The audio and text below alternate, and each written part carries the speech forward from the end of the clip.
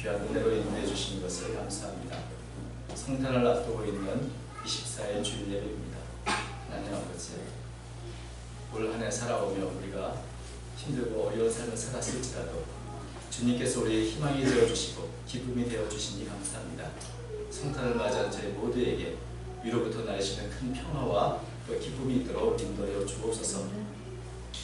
오늘도 주의 말씀 안에서 우리가 힘을 얻게 하시고 위로받게 하여 주시고 성찬한 우리의 심령이 치유되는 귀한 역사가 있도록 인도하여 주옵소서. 귀한 찬양을 통해 영광을 돌리는 샤론 찬양들을 기억해 주시오며 저비 헌신하며 또한 봉사하는 모든 것을 주께서 아시오매 귀한 은혜로 갚아 주옵소서. 오늘도 함께하여 주시기 믿사오며 부족한 점을 사용하여 주시기 간절히 바라고 올 때 원하올 때 예수님 이름으로 기도하옵나이다. 아멘. 메리 크리스마스라고 인사드립니다. 자, 메리 크리스마스. 메리 크리스마스. 네, 참 성탄절이 바로 내일이지만 이번 한 주간 유난히 우울한 사건과 사고가 참 많이 있었습니다.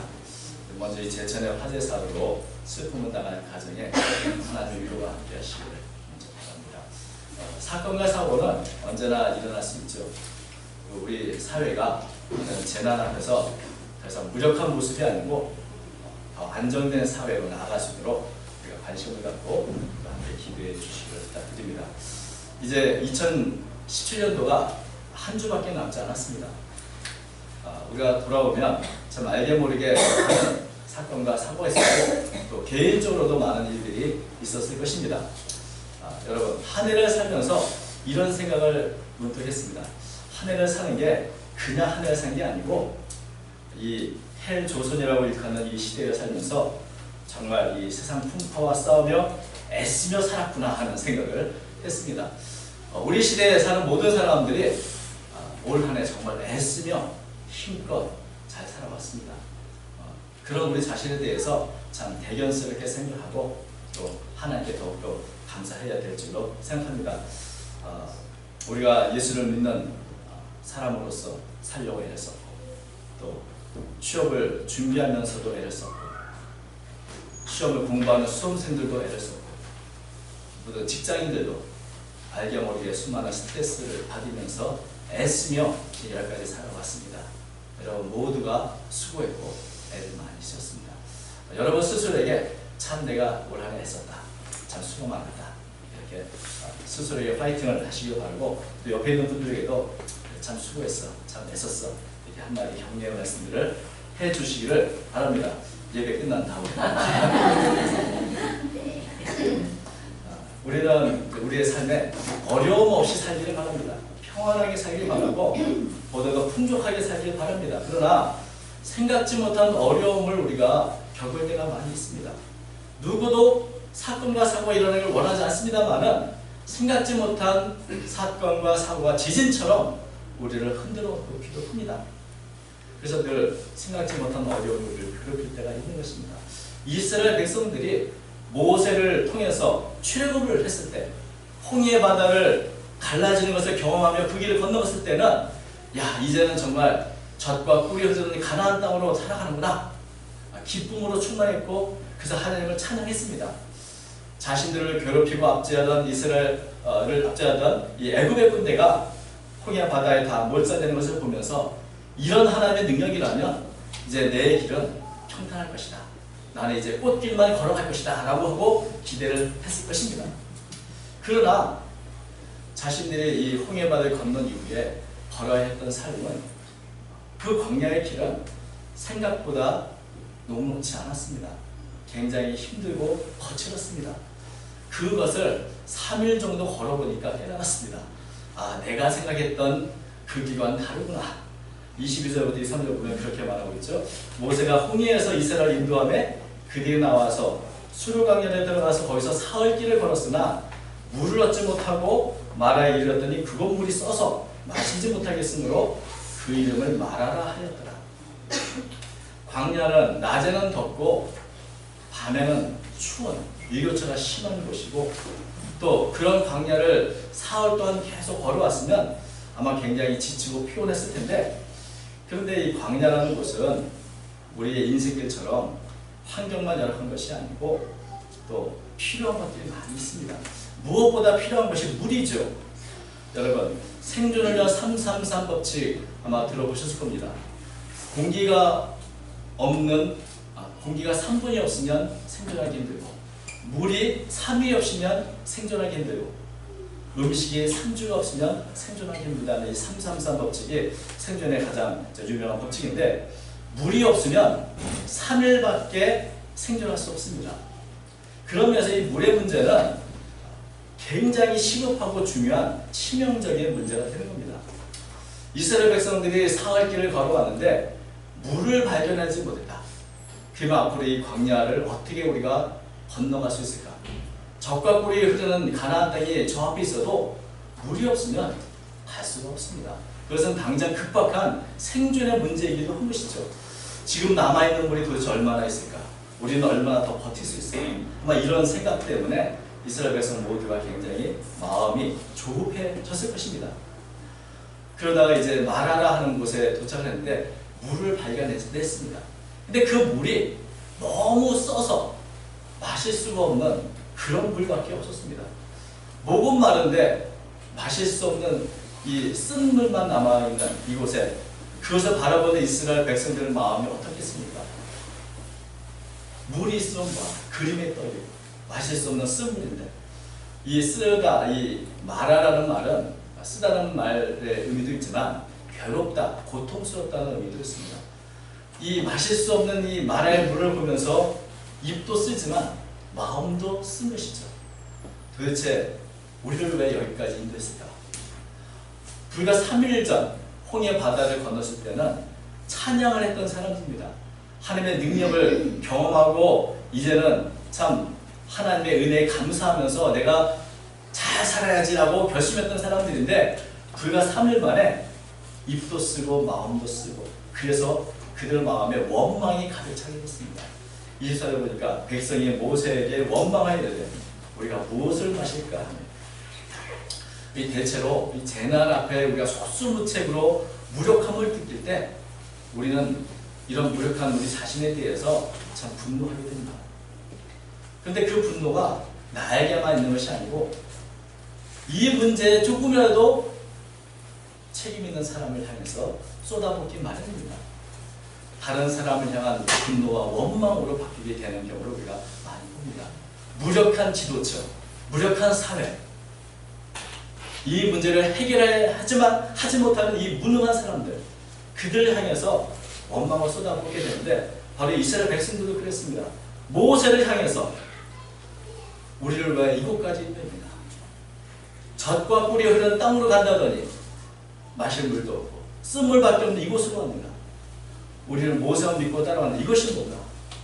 이스라엘 백성들이 이 출애굽을 하면서 이미 여러 번의 기적과 여러 번 하나님의 은혜를 체험했습니다. 그러나 그것은 3일 전 이야기입니다. 지금 당장 물이 없고 지금 당장 목이 말라 죽겠고 우리에게는 쓴물밖에 없는데, 이런 때 감사와 찬양을 계속 유지할 수 있는 사람이 얼마나 될까요? 우리는 이스라엘 백성들 보면서 그것도 못 참나, 홍해 바다를 건넌 사람이 그래 물이 없다고 원망을 해? 그들을 참 간사스럽다, 변덕스럽다고 생각할지 모릅니다. 여러분, 사람이요 굉장히 변덕스럽고 간사스러운 겁니다.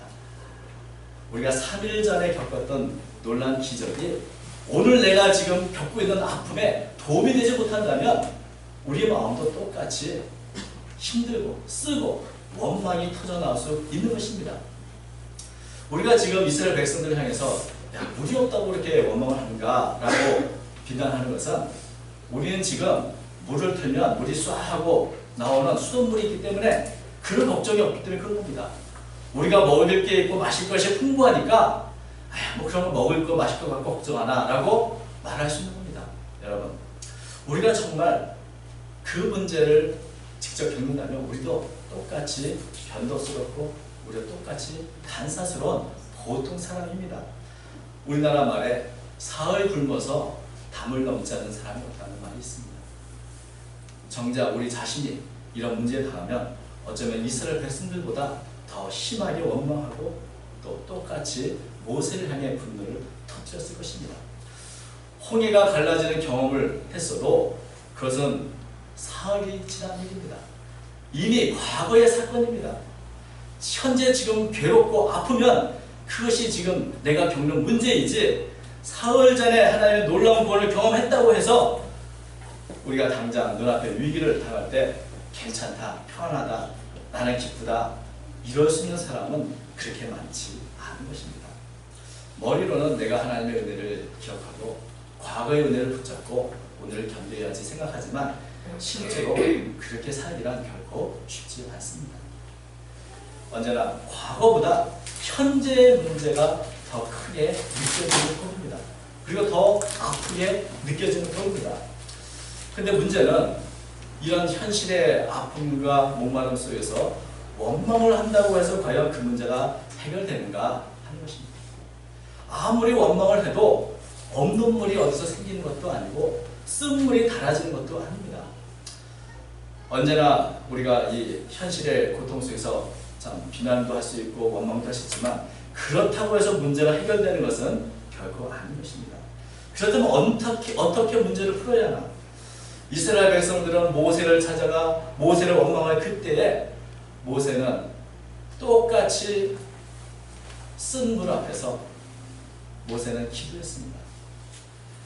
모세는 기도한다면 이 상황이 달라질 것이라고 믿었습니다. 모세는 자신의 문제와 이스라엘 백성들의 문제를 두고 하나님께 부르짖어 기도했습니다. 25절 말씀 그렇게 말씀합니다. 모세가 여호와께 부르짖었더니 여호와께서 그에게 한 나무를 가리키시니 그가 물에 던지니 물이 달게 되었다. 모세에게도 마라의 물은 써서 마실 수 없는 그런 물입니다. 더구나 온 백성들의 자신을 원망하는 이때에 정말 모세가 무엇을 할 수 있었겠습니까? 이런 상황의 문제, 이런 사람들의 문제, 모든 것을 안고 모세는 하나님께 부르짖어 기도했습니다. 모세 역시 이 홍해 바다를 건널 때에는 이렇게 물이 없는 상황이 올 거라고는 전혀 상상지 못했을 것입니다. 하나님께서 참 좋은 길로, 평탄한 길로 순조롭게 저 가나안 땅까지 가겠다고 믿었을 것입니다. 그러나 모세 역시도 이 마라의 물은 생각지 못한 공격인 것입니다. 그때 모세는 원망하기보다 하나님의 뜻을 구하고 하나님께 부르짖어 기도했습니다.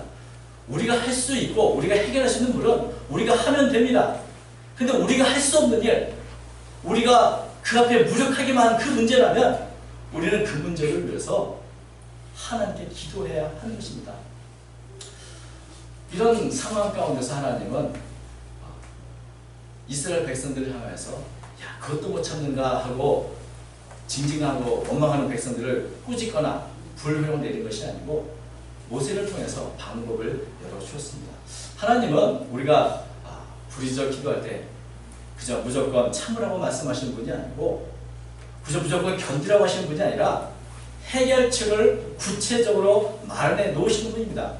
하나님께서는 모세에게 한 나무를 가르쳐 줬습니다. 모세는 그 나무를 물에 던지니 물이 달게 되었다고 말합니다. 마라의 그 쓴 물이 달게 된 이 나무가 어떤 나무인가?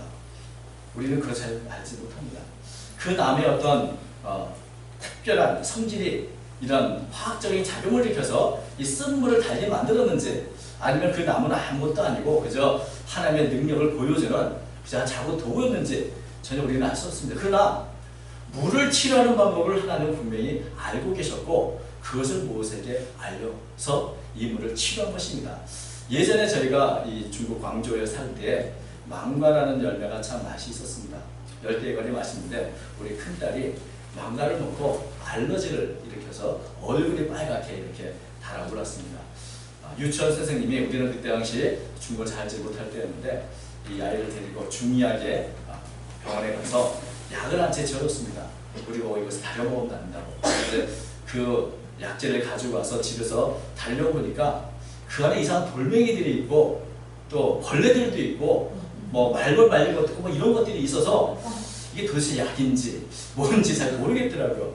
그래도 의사 선생님이 달여 먹으라니 그냥 달여 먹었는데 늘 마음에 그게 관리를 잘못해서 그게 그런 것들이 들어간 건지 아니면 정말 이게 약이 되는지 굉장히 궁금하더라고요. 나중에 중국에서 중의학을 공부하시는 분을 만났는데 그 얘기를 물어봤습니다. 우리가 이 알러지 때문에 약을 줬는데 그 약 속에 생각지 못한 그런 돌멩이들, 뭐 말벌 말린 것들, 이런 벌레 같은 것들이 있더라. 그랬더니 그분 얘기가 이 남방에서는 이런 광물질, 또 이런 말벌 같은 고추 말린 것들을 알러지의 특효약으로 사용을 한다고 이렇게 말해줘서 그때야 마음이 참 안심이 됐습니다. 만약에 돌파리가 우리에게 약재를 져줘도 우리는 잘 알지 못했을 것입니다.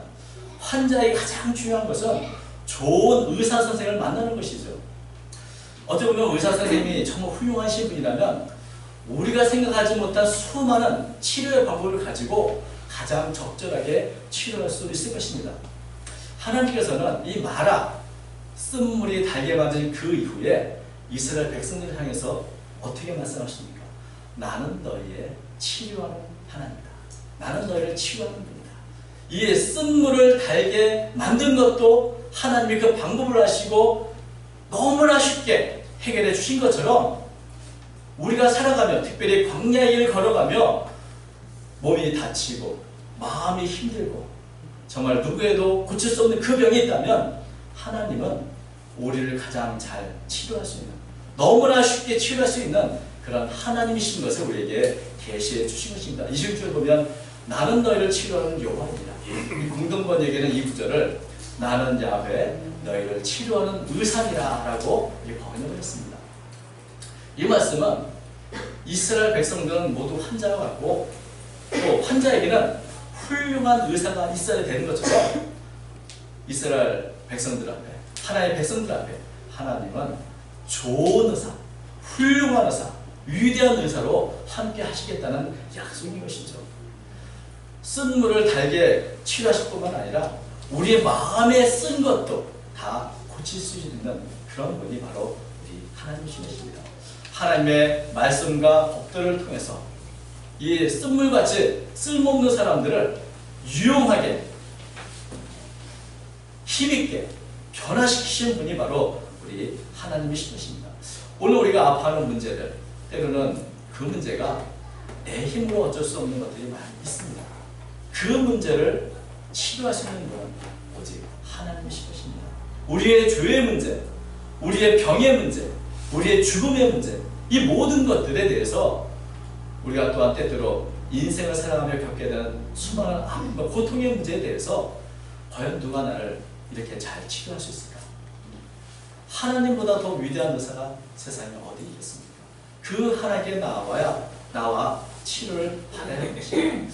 이번 주간 특별히 샤이니의 중용군이 이 자살을 하며 남겼다는 이 유서를 보면 이런 구절부터 시작합니다. 난 속에서부터 고장이 났다. 저는 이 가슴 아픈 글을 여러 번 읽어봤습니다. 정말 얼마나 많은 상처와 아픔을 갖고 살았을까 하는 생각을 하면서 사람은 겉으로 보이는 것이 다 전부가 아닌 것이죠. 속에서부터 고장이 난 채 그래도 어쩔 수 없이 하루하루 삶을 살아가는 수많은 사람들이 우리 곁에 있을 수 있습니다. 겉과는 달리, 겉에 보이는 화려함과는 달리 속에서는 혼자 아픈 채 그래도 살아야 한다고 아픈 모습 그대로 계속해서 삶을 살아가는 분들이 있는 것입니다. 그런데 이렇게 사는 것처럼 위험한 일은 없습니다. 치료하고 회복이 되어야 합니다. 여러분, 만약에 발바닥에 작은 가시가 박혀 있다고 생각해 보십시오. 아무리 작은 가시라도 우리가 걸을 때마다 고통을 느끼고 있습니다. 그러면서도 나는 앞으로 가야 된다고 계속해서 그 가시 박힌 발로 앞으로 향해 전진해 간다면 더 힘들고 더 어려울 수밖에 없을 것입니다.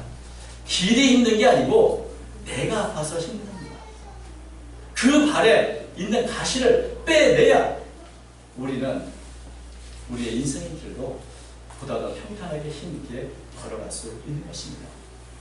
치료의 과정이 없이 회복되지 않고 그저 살아야 한다고 아픈 발로 무조건 전진해 가는 것은 그것은 어리석고 또한 위험한 일이기도 한 것입니다. 치료의자이신 하나님 앞에 나와 그 문제를 먼저 해결하고 그래야 우리는 하나님께서 원하시는 기쁜 삶, 복된 삶, 우리가 바라는 평화의 삶을 살 수 있게 되는 것입니다. 치료의자이신 하나님은 우리의 필요를 다 알고 계십니다.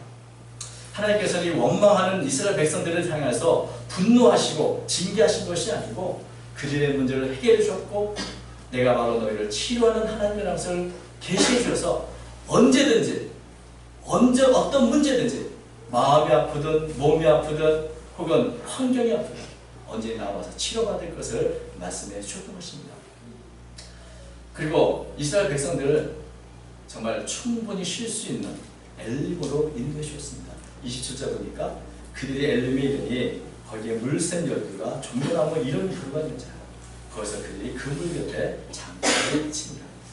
광야에 물이 없을 것 같지만 하나님께서는 때때로 오아시스를 아시고 그곳으로 인도해 주십니다.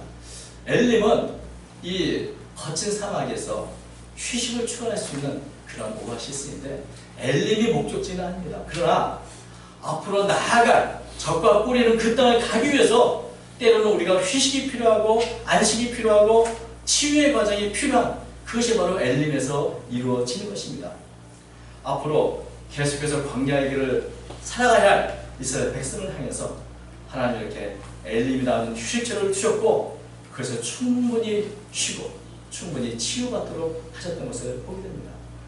여러분 올 한 해 살면서 우리들에게도 참 알게 모르게 많은 상처를 받고 또 많은 상처 가운데 우리는 살아왔을 것입니다. 때로는 우리의 인생이 그를 가면서 생각지 못한 사건과 사고를 만나면서 원망이 가슴에 가득 찰 때도 있었을 것이고 우리의 입에서 그래서 나도 모르는 쓴물 같은 말이 튀어나오기도 있었을 것입니다. 어떻게 살아갈까요? 모세처럼 하나님께 먼저 기도하십시오. 우리 자신의 문제를 과감 없이 마치 의사 앞에 있는 환자처럼 다 내놓고 말씀하십시오. 치료받으십시오. 치료를 받아야 앞으로 남은 우리의 인생의 길을 더 힘있게 우리는 살아갈 수 있습니다. 우리가 생각지 못한 우리는 해결할 수 없는 문제이지만 하나님은 우리가 생각지 못한 방법으로 너무나 쉽게 우리의 문제를 해결할 수 있습니다. 그저 나무 하나면 해결할 수 있는 문제를 우리는 하나님께 기도하지 않으므로 여전히 발에 박힌 가시를 그저 우리가 써안는 채 아프게 살아가고 있는 것은 아닌지 한번 돌아볼 수 있기를 바랍니다. 우리가 해결할 수 있는 문제를 맞을 때, 또 우리가 고통스러운 문제를 맞을 때 하나님은 우리가 모르는 나무 하나로 너무나 쉽게 우리의 심령을 치유하시고 우리의 환경을 변화시킬 수 있는 것입니다. 왜냐하면 하나님은 우리의 가장 좋은 의사이시기 때문에 그렇습니다. 예수님께서는 수고하고 무거운 짐진 자들아 다 내게 오라고 말씀하셨습니다. 내가 너희를 편히 쉬게 하리라. 이 성탄절은 바로 이런 예수님이 이 땅에 오신 나를 기념하는 날입니다. 예수님이 이 땅에 오신 이유는 무엇입니까? 우리를 치유하고 회복시키기 위해서 오셨습니다. 좋은 의사가 옆에 있는데 그 의사 앞에 우리가 찾아가지 않는다면, 그 의사가 우리를 내려찾는다면 우리는 여전히 병든 몸으로, 지친 몸으로 살아갈 수밖에 없을 것입니다. 하나님께 나와 하나님께 치유를 받고 말씀으로 힘을 얻고 또 이 힘있게 또 광야의 거친 인생의 길을 걸어가신 저와 여러분이 되시길 바랍니다. 올 한 해도 우리가 받은 상처와 아픔이 있다면 그것을 먼저 이 엘림과 같은 한 해에 주시는 공간에서 충분히 휴식을 받고 새로운 한 해를 맞이할 수 있기를 바랍니다. 이제 올 한 해가 한 주밖에 안 남았는데 이 한 주간 여러분 모두에게 엘림의 은혜가, 엘림의 휴식이, 엘림의 치유가 우리 여러분에게 함께 하시기를 주님으로 축원합니다. 아멘. 거룩하신 하나님 아버지, 지금까지 우리가 거칠고 힘든 삶을 살아왔습니다. 다시금 치료되신 하나님 앞에 나왔사오니 저희들의 심령을 치료해 주시고 몸에는 건강을 주시고 마음에는 평화를 주시고 또 입에는 찬송이 넘치도록 인도하여 주옵소서. 날마다 새로운 은혜로 저희와 함께해 주시고 이로 말미암아 2017년도를 살아온 것처럼 앞으로 우리에게 남은 모든 생애도 더욱더 복되게 아름답게 강건하게 살아드리는 저희가 되도록 도와주옵소서. 위대하신 치료자이신 하나님 앞에 나와 늘 치료받으며 힘받는 저희 모두가 되도록 축복해 주옵소서. 예수님의 이름으로 간절히 기도하옵나이다. 아멘.